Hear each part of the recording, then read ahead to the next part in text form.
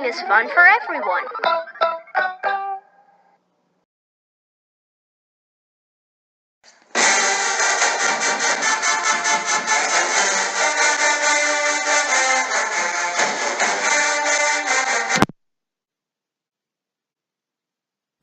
Hello students, my name is Mr. Smith and I am the professor for a literature course at North Carolina A&T State University, home of the Aggies.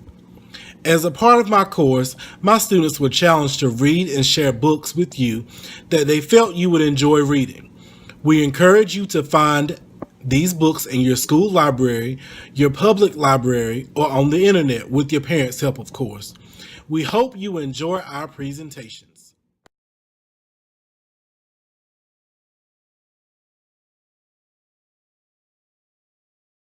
One Crazy Summer is a book written by Rita Williams Garcia. In this book, you hear about how three sisters travel all the way from New York to California to meet their mother.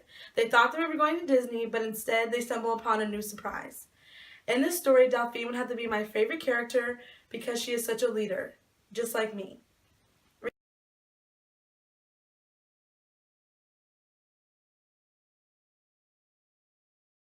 This book is called Gugu's House. This is a book based off of African traditions about a young lady named Kakumba, and she falls in love with painting after visiting her grandmother's house and after exploring her village. The villagers in her town, they also become very interested in her paintings, and they thought they were very beautiful, so she decided to paint it around the town, paint it around her village. So after they experienced a drought, however, the villagers, they became very discouraged from just doing the basic needs because they weren't getting enough rain for their crops. So see what happens next and check out how Kakumba solves the problem.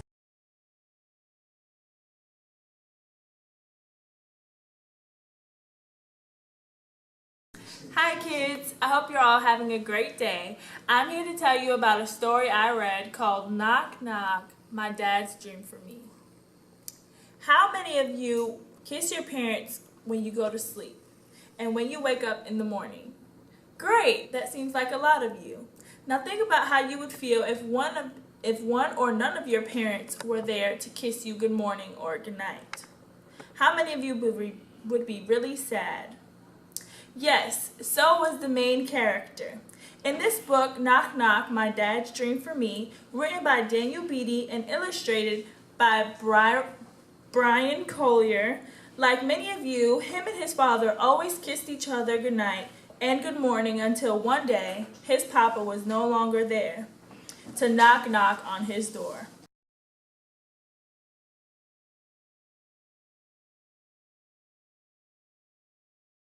Hey kids! How many of you all play instruments? That's great. So does the character in this book, Trombone Shorty, written by Troy Trombone Shorty Andrews and illustrated by Brian Collier. In this book, it tells the story about Troy Andrews, aka Trombone Shorty, and how he got his nickname.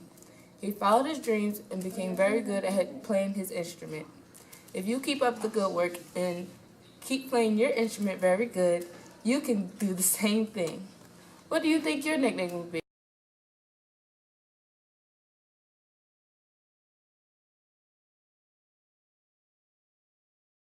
Hey scholars, I have a question.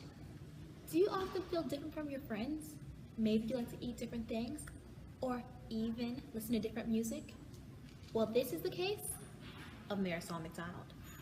Marisol McDonald often does strange things.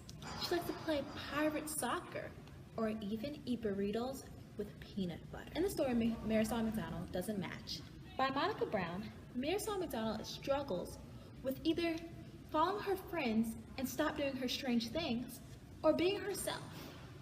I like this story because it teaches you how to be yourself and not follow the crowd.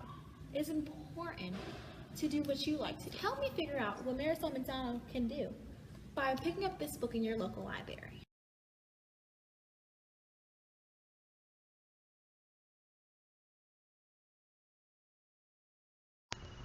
Who likes dessert? What about a frozen treat? Besides eating your treat, what else can you do with it? What? What do you mean do with it? You're supposed to eat it, right? Well, my book is about a yummy treat and a little girl who was wondering what else she could do with it. What can you do with a paleta? The author is a lady who lives in Texas by the name of Carmen Tafoya, and if you read it, she is going to take you on an adventure.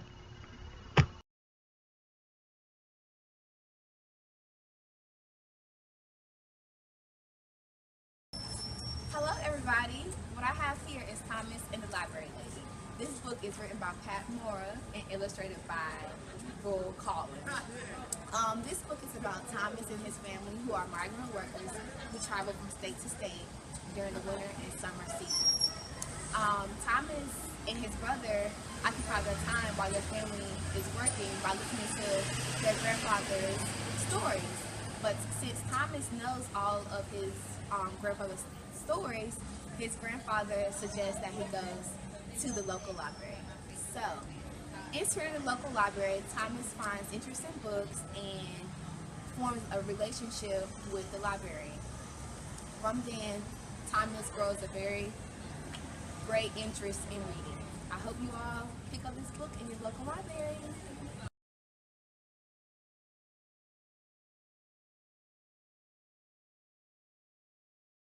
Hey kids, new book, fresh off the press, Moses, when Harriet Tubman led her people to freedom. Written by Carol Boston Weatherford, illustrated by Kadir Nelson. It's a very inspiring book with beautiful pictures, and the book basically talks about how Harriet Tubman escaped slavery by using her faith in God. Great book.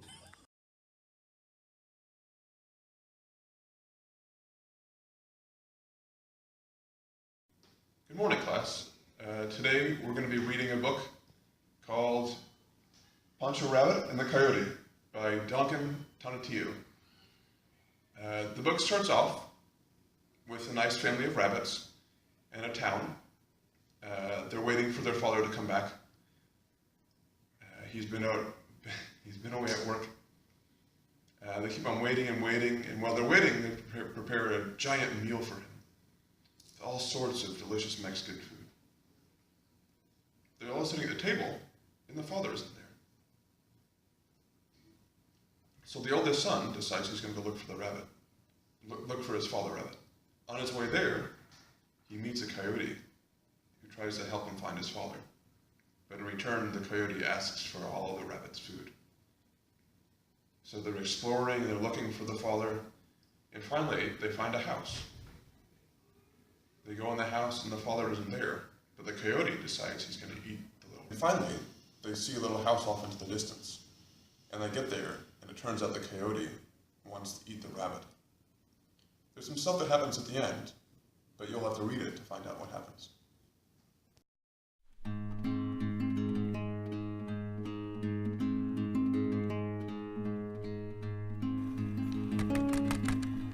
Hello, are there any good readers in the building?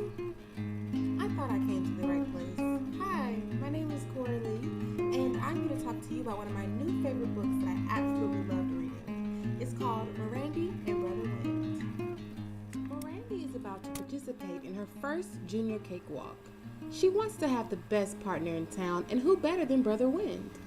She could go with her friend Ezell, but she thinks he is far too clumsy to help her win the cakewalk. In the end, Mirandi must decide which is most important, winning or friendship.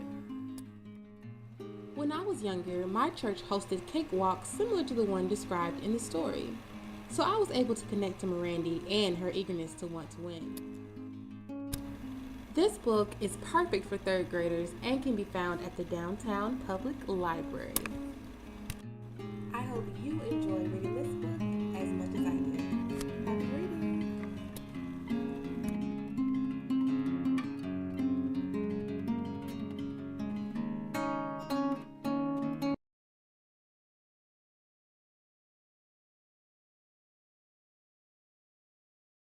Okay, this book is called My Very Own by Amanda Perez, and it is about a little girl who has a big family, but they live in such a small space. She has 5 brothers, 2 parents, and a house full of visiting Muslims. Sometimes there are 8 of them. She loves her family, but can she get a little space of her own?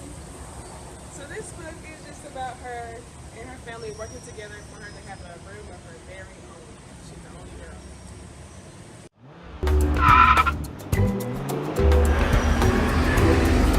girl. Today's featured book is entitled Last Stop on Market Street.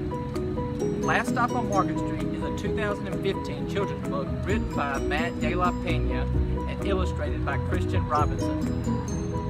So climb aboard and join CJ, his grandma, and many more interesting passengers as they take their regular Sunday afternoon bus ride across town to their stop on Market Street.